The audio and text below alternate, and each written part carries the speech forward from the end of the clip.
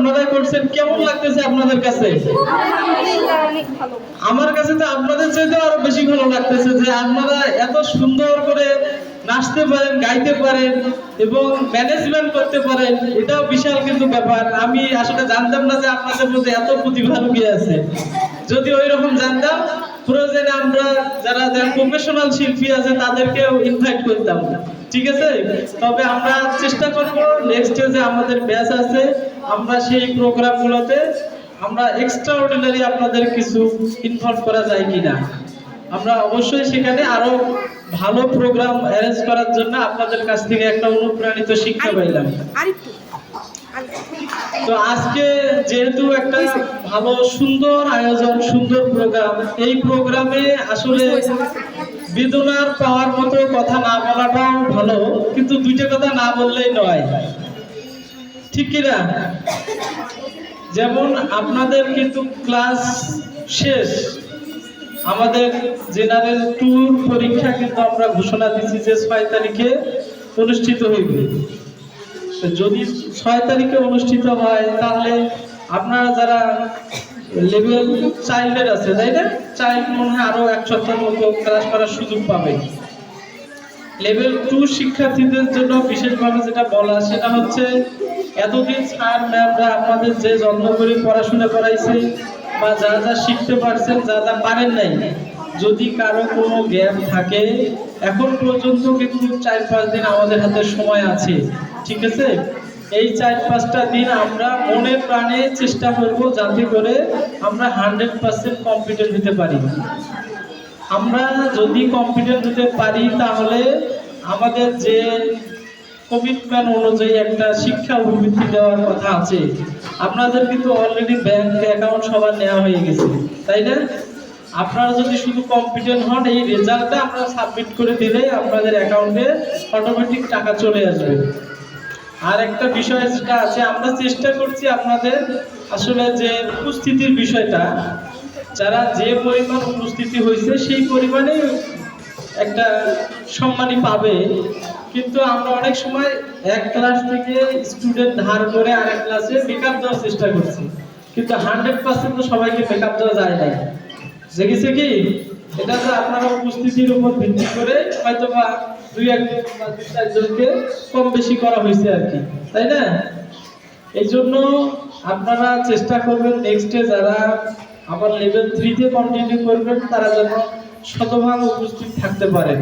আর যারা কর্মজীবী হতে চান বা কোনো জব প্লেসমেন্টে যাইতে চান, যদি নিজেরা ম্যানেজ করতে পারেন তাহলে তো ভালো। আর যদি কারো সাহায্যের দরকার হয় আমাদের কাছে, তাহলে আপনারা অফিসে জানাবেন, আমরা তাকে যথাযথভাবে যেভাবে হেল্প করলে তার পরিবারের জন্য, নিজের জন্য উপকার হবে, হ্যাঁ, আমরা চেষ্টা করব সেই জব প্লেসমেন্টের ব্যবস্থা করে দেওয়ার জন্য। এটা অফিসিয়ালি নিজ নিজ সমস্যা জানাইতে হবে তখন, ঠিক আছে? আর ছাত্রদের বিশেষ করে বলবো, এখানে যারা লেভেল 2 এর ক্লাস নিয়েছে তারা যেন আগামী 2-3 দিন আপনারা যে ক্লাস পাবেন, পরীক্ষায় আসার উপযোগী পড়াশোনা আপনাদেরকে এখন করায়। কারণ সর্বপ্রথম আমরা দেখবো যে পাস করছে কি না। কারণ আপনি সবই জানেন কিন্তু পাস করেন নাই, তাহলে কিন্তু কাজ হবে না, হবে? এই জন্য টিচারদের আমি বলবো যাতে করে আপনাদের পাস করার উপযোগী, যেটা করলে পাস হবে, এতদিন তো শিখার উপযোগী পড়াশোনা করছি, তাই না? যে আমাদের জানতে হবে, শিখতে হবে। এখন আমাদের দরকার কি, যে পাস কিভাবে করবো এই কয়েকদিন পরে, তারপরে দরকার হলে আবার শিখবো। এই জন্য স্যারের কাছ থেকে আপনারা নেবেন যে পাস করার উপযোগী সাজেশন দেন, যে কোনটা বললে আমরা পাস করতে পারবো, ঠিক আছে? আমরা চাই যত শতভাগ আমরা পাস করতে পারি। আর আজকে যে আপনারা অনুষ্ঠানের পুরস্কারের আয়োজন করছেন, আসলে এটা একটা বিনোদন আর কি। পুরস্কার এভাবে 1st, 2nd, 3rd আমরা হয়তো সবাইকে কাউন্ট করতে পারিনি, পারছি? দেখা গেল যে আমরা এত সুন্দর একটা প্রোগ্রামে অংশগ্রহণ করে নিজেদের বিনোদন দিতে পারছি, এটাই আমাদের সার্থকতা। নেক্সটে আমরা যারা পারি নেই তারা যেন ভালো কিছু করতে পারি। ইভেন আমিও তো ফেইলারের মধ্যে একজন, তাই না? এই জন্য আমিও তো মন খারাপ করতে পারি। আসলে মন খারাপ করা এখানে কিছু না, আমরা যে অংশগ্রহণ করছি সবাই সবার পক্ষ থেকে ভালো লাগার থেকে স্বতঃস্ফূর্তভাবে অংশগ্রহণ করছি, এটাই আমাদের প্রাপ্য ছিল। এটাই ছিল এই অনুষ্ঠানের সার্থকতা। আমরা যদি কোনো কারো ভুল ত্রুটি হয়ে থাকে, টিচারদের হোক বা শিক্ষার্থীদের হোক, একে অপরের সহপাঠী বা ছোট বোন বড় বোন, যে কোনো রকম ভুল ত্রুটি হতে পারে একটা প্রোগ্রাম ম্যানেজ করতে গিয়ে, কেউ কোনো প্রকারের মন খারাপ করবো না বা কোনো প্রকার দ্বিধা দ্বন্দ্ব মনের মধ্যে রাখবো না। এটা এখান থেকেই সমাপ্তি করা হবে যে আমরা এইটা কন্টিনিউ করবো না যে রেষারেষি, এটা কিন্তু খুব খারাপ জিনিস। একটা প্রোগ্রাম করতে গিয়ে হতে পারে, এটা অস্বাভাবিক কিছু না। যদি কেউ কোনো রকম ভুল করে থাকে তাহলে আমরা অবশ্যই নিজ নিজ ইয়ে থেকে মাফ করে দেব এবং এটা কালকের থেকে ভুলে যাব। কালকে থেকে বন্ধু বা বান্ধবী বা বড় বোন ছোট বোন যেভাবে চালানো যায় বা চালাইতে হবে সেভাবে আমরা কন্টিনিউ করব। আর সবার জন্য অগ্রিম শুভকামনা থাকলো যাতে আমরা সবাই 100% কম্পিটেন্ট হতে পারি এবং যাকে কেন্দ্র করে আমাদের এই প্রতিষ্ঠান তৈরি করা, অলরেডি আপনারা শুনছেন যে এই সেই আয়াত, হ্যাঁ, এই আয়াতকে কেন্দ্র করে আমরা আয়াত নার্সিং ইনস্টিটিউট দিছি এবং আবারও একটা প্রতিষ্ঠান এই মাস থেকেই চালু করব, সেটা হচ্ছে আয়াত দক্ষতা ট্রেনিং সেন্টার। সেই দক্ষতা ট্রেনিং সেন্টারে আপনারা যারা দেখা গেল যে নার্সিং প্রফেশনের বাইরে কাজ শিখতে চান, যেমন এমব্রয়ডারি আছে, হাতের কাজ শেখা, সেলাই প্রশিক্ষণ আছে, পাশাপাশি বিউটিফিকেশন আছে, ঠিক আছে, এই রিলেটেড টেকনিক্যাল কাজ যেগুলো আছে এই সমস্ত প্রশিক্ষণও কিন্তু আমাদের এখানে দেওয়া হবে আয়াত দক্ষতা ট্রেনিং সেন্টারের মাধ্যমে।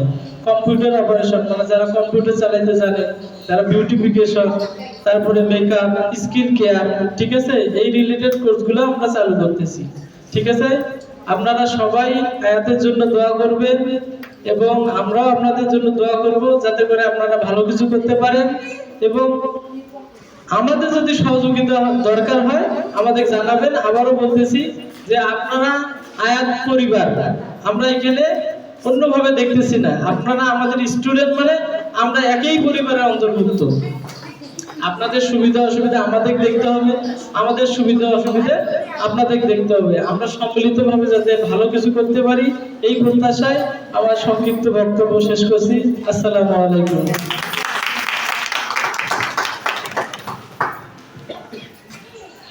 ধন্যবাদ স্যারকে এত সুন্দর দিক নির্দেশনামূলক বক্তব্যের জন্য।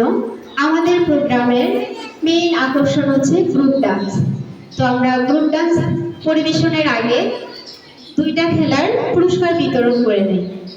প্রথম আমরা যে খেলার পুরস্কার বিতরণ করব সেটা হচ্ছে বালিশ খেলা।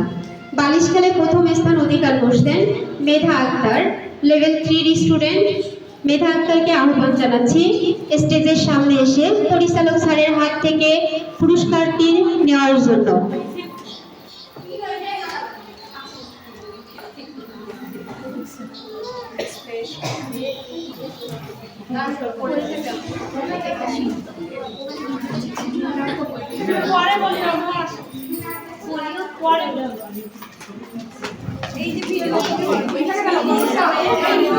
ওইখানে